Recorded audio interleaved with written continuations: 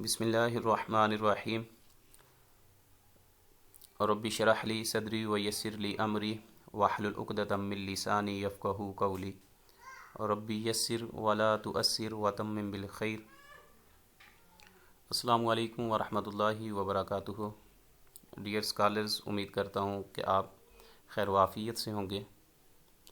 आज हम PPSC और FPSC लेक्चरर इस्लामियात के हवाला से कुरान हकीम का जो पहला टॉपिक है और अल कुरानुल करीम व उलूमुल कुरान में जो मोस्ट इम्पोर्टेंट MCQs हैं और PPSC के लेक्चरशिप में सब्जेक्ट स्पेशलिस्ट या FPSC के लेक्चरशिप के लिए जो लोग टेस्ट देने जा रहे हैं उनके लिए आज हम अल कुरानुल करीम के जो मोस्ट इम्पोर्टेंट MCQs हैं वो इस वीडियो में डिस्कस करेंगे और इंशाअल्लाह इसी मनहज पे जो MCQs होंगे उनको हल करने की कोशिश करते रहेंगे।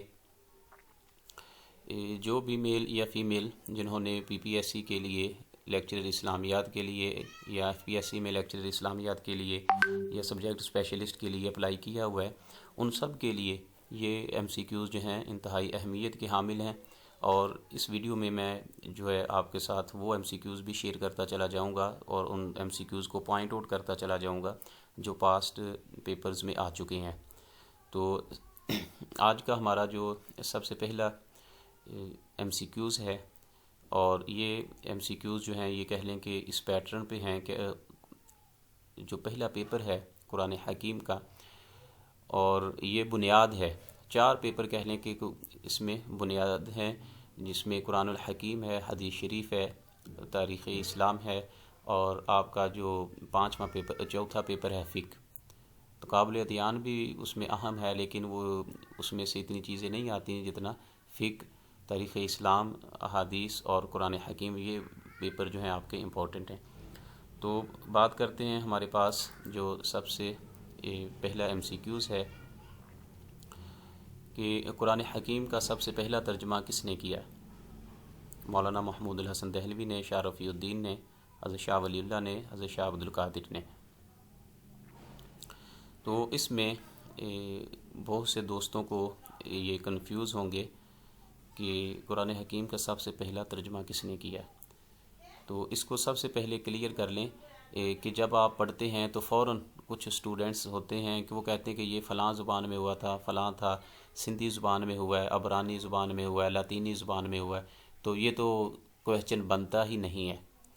तो ऐसे नहीं होता। फ़ौरन जो है किसी बात पर अपना रिव्यू पेश करना ये सही नहीं होता, बल्कि आप के पास जो स्टेटमेंट आई है और उस नस को आप देखते हैं और फिर उसके बाद जो आपके पास ऑप्शन है उसको देखें कि उसके साथ रिलेट करते हैं या नहीं करते। तो इसमें देख लें कि ये चारों नाम जो हैं ये हिंदुस्तान के हैं। शेखुल हिंद मौलाना महमूद हसन दहलवी हैं, शाह रफ़ीउद्दीन है, शाह अब्दुल क़ादिर है, शाह वलीउल्लाह है। अब उन्होंने ये नहीं पूछा कि सबसे पहले उर्दू में तर्जुमा किसने किया या सबसे पहले कुरान पाक का बामुहावरा तर्जुमा किसने किया या कुरान पाक का उर्दू में लफ्ज़ी तर्जुमा किसने किया। ये चीज़ें मेंशन ही नहीं हैं। तो इसमें फिर पेपर सेटर जो है वो आपको कंफ्यूज करता है। तो बहुत से स्टूडेंट्स वो है कंफ्यूज होते भी हैं। 10 से 15 MCQs या 8-10 MCQs वो गलत लगा देते हैं सिर्फ इसी वजह से कि वो पेपर को समझ नहीं पाते। तो सबसे पहला जो है ये देखें कि कुरान हकीम का सबसे पहला तर्जुमा किसने किया। अब उर्दू का लफ्ज़ी तर्जुमा या बामुहावरा का ज़िक्र ही नहीं है, तो इसलिए इसका जो सही ऑप्शन है, करेक्ट ऑप्शन है कि इन हिंदुस्तान के जो लोग हैं इन सब में जो सबसे पहला तर्जुमा किया है वो हज़रत शाह वलीउल्लाह ने किया है। और मोस्टली ये शाह अब्दुल क़ादिर और शाह रफ़ीउद्दीन ये आपके बेटे हैं, तो उनसे पहले हज़रत शाह वलीउल्लाह ने ये तर्जुमा किया है। तो इसका करेक्ट ऑप्शन कुरान हकीम का सबसे पहला तर्जुमा किसने किया। या ये भी हो सकता था कि कुरान हकीम का सबसे पहला तर्जुमा फ़ारसी में किसने किया है। तो कुरान हकीम का सबसे पहला तर्जुमा जो फ़ारसी ज़ुबान में हुआ वो हज़रत शाह वलीउल्लाह ने किया है।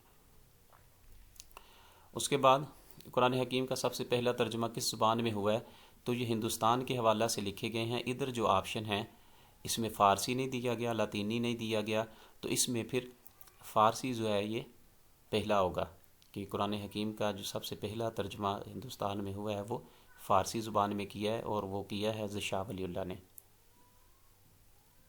فتح الرحمن کے نام سے آپ نے قرآن پاک کا پہلا ترجمہ کیا ہے، تو یہ کہہ لیں کہ قرآن حکیم کا سب سے پہلا ترجمہ فارسی میں ہوا، اور وہ حضرت شاہ ولی اللہ نے محدث دہلوی نے کیا ہے۔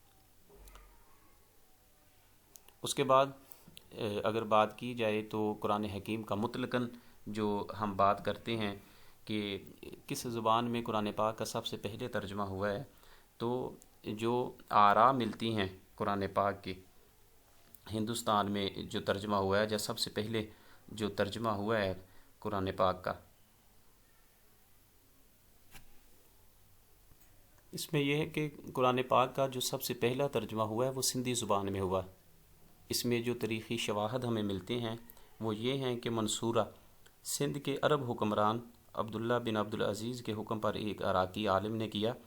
وہ عراقی عالم سندھ میں رہ کر سندھی زبان کو بہت اچھی طرح سیکھ چکا تھا، اور اس ترجمے کا راجہ محروق پر اس قدر گہرا اثر ہوا کہ وہ سورہ یاسین کی ایک آیت وَضَرَبَ لَنَا مَثَلًا وَنَسِیَ خَلْقَهُ قَالَ مَن یُحْیِی الْعِظَامَ وَهِیَ رَمِیمٌ کا سندھی میں ترجمہ اور تفسیر سن کر تخت سے اتر کر زمین پر آ کر بیٹھ گیا، اور خدا کے عشق اور خوف میں اپنی آنکھوں سے آنسو بہانے لگا۔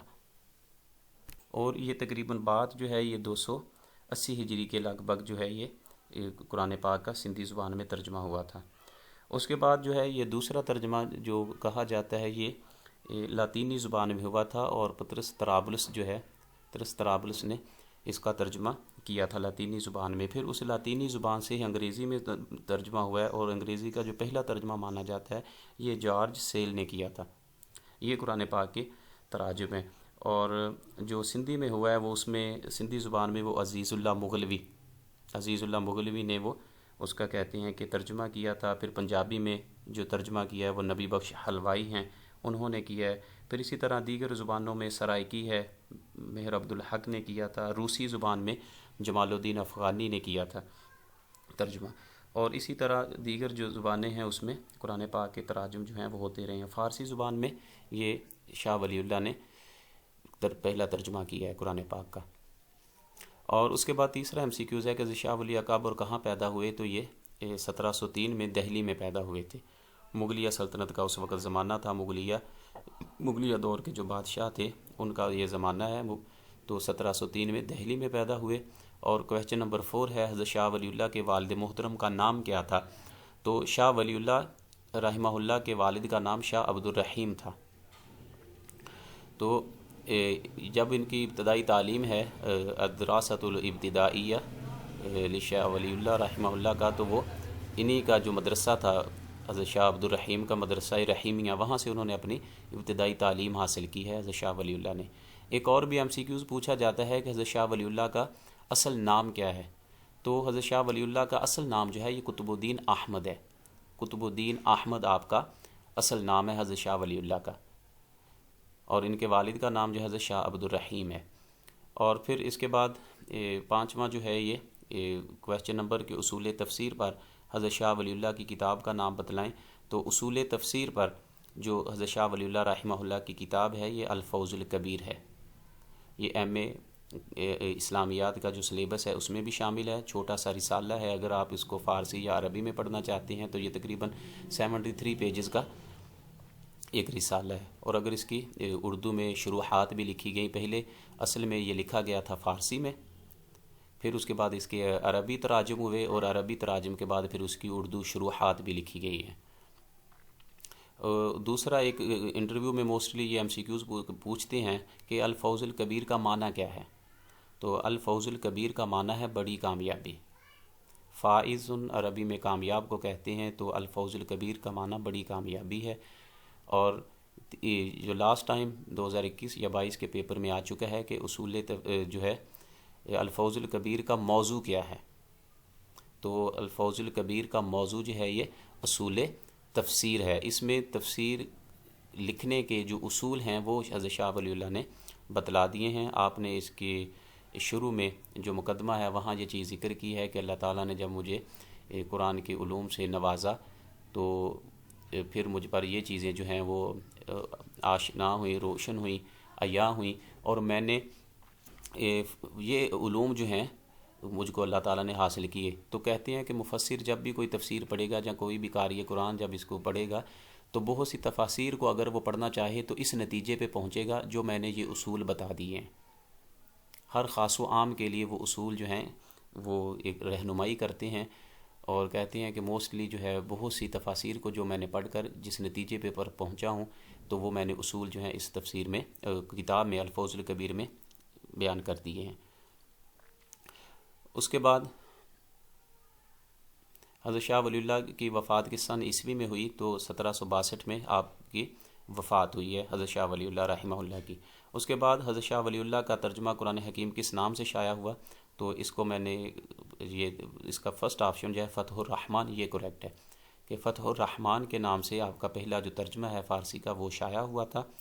اور فتح الخبیر، یہ جو دوسرا آپشن ہے فتح الخبیر جو ہے یہ فوز الکبیر کے 5ویں باب کا نام ہے۔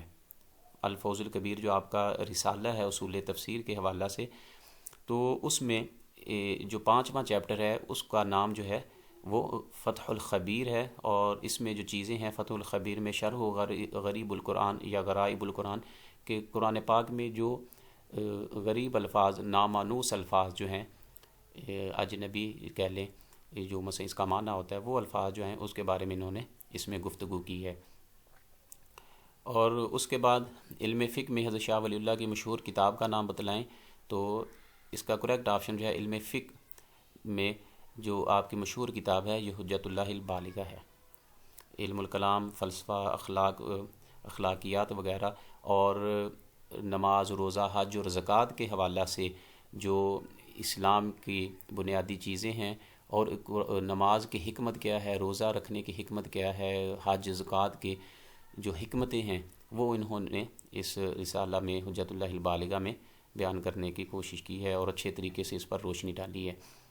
تو علم فقہ میں حضرت شاہ ولی اللہ کی مشہور کتاب جو ہے یہ حجت اللہ البالغہ ہے۔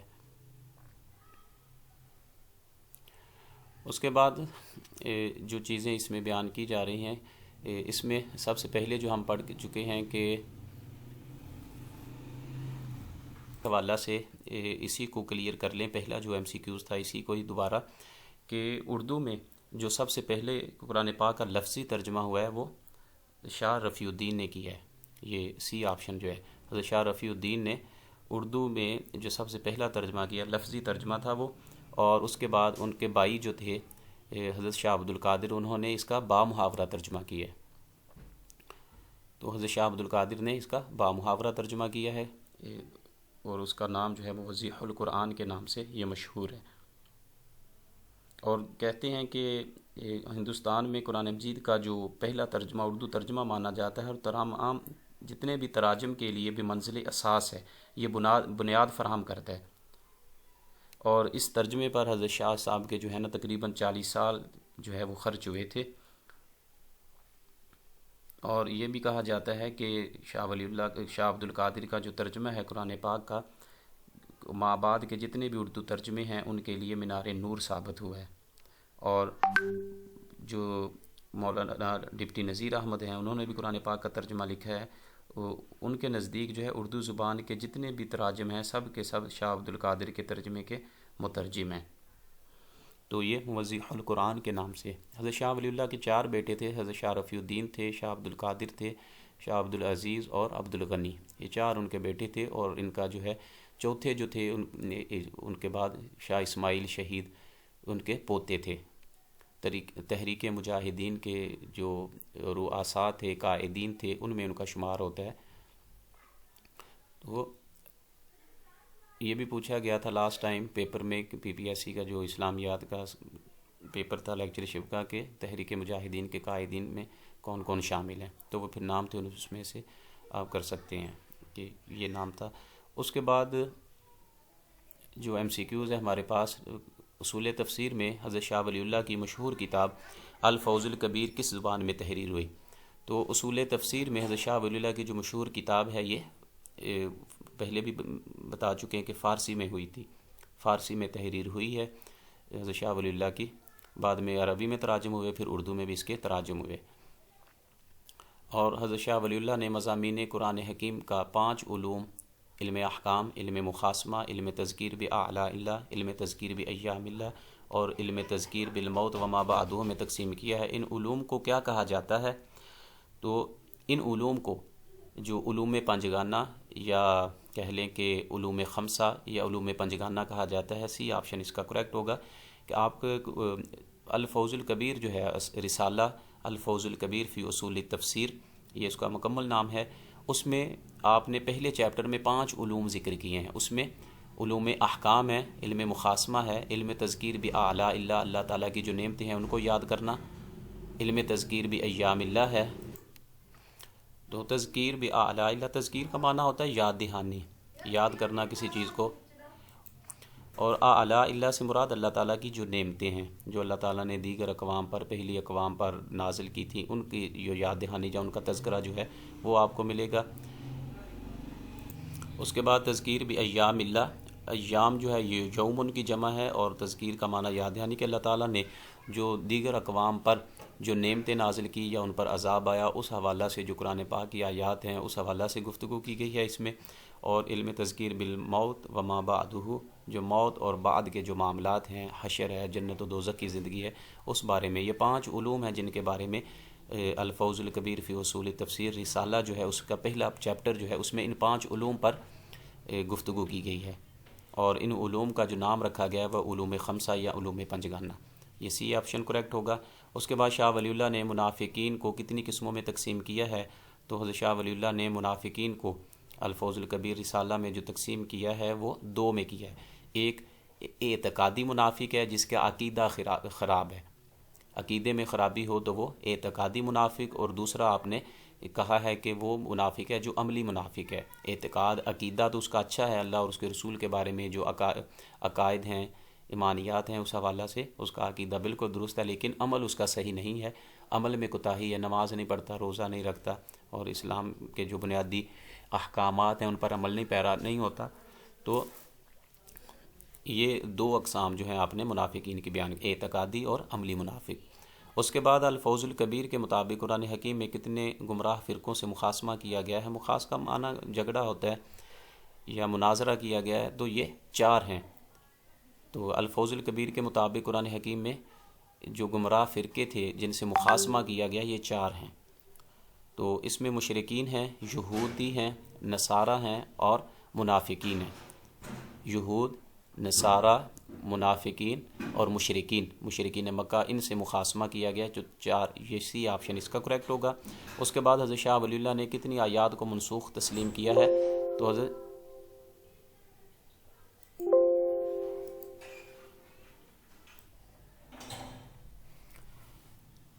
حضرت شاہ ولی اللہ نے جو آیات کو منسوخ تسلیم کیا ہے قرآن پاک میں، تو یہ 5 آیات ہیں۔ حضرت شاہ ولی اللہ نے قرآن پاک کی 5 آیات کو منسوخ قرار دیا ہے، اور یہ کہہ لیں کہ آپ کا یہ متقدمین جو مفسرین تھے، پہلے مفسرین تھے، ان سے اختلاف ہے۔ پہلے مفسرین جو تھے ان کے نزدیک قرآن پاک کی جو آیات منسوخ تھیں ان کی تعداد تقریباً 500 کے قریب تھی۔